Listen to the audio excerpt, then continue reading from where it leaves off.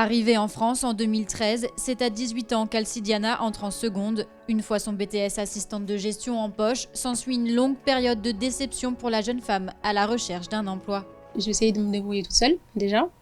J'ai envoyé ma candidature partout, entre guillemets. Et souvent, les retours que j'ai, c'est négatif. C'est-à-dire, je viens d'avoir mon diplôme.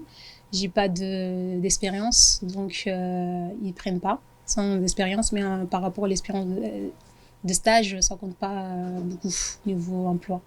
Épaulée dans ses recherches par la mission locale, Alcidiana réussit à décrocher un entretien d'embauche, un entretien déterminant puisque la jeune femme obtient enfin un emploi. On avait également 2 autres personnes dont on a reçu les CV. Et pour moi, Alcidania, ça a été vraiment quelque chose d'évident. Je vous dis par rapport à sa motivation, par rapport aux choses qu'elle avait déjà faites précédemment, mais surtout, elle était très motivée. Et puis, quand vous avez des jeunes filles qui se présentent à vous et qui font tout pour s'en sortir, on a envie de continuer et de les aider.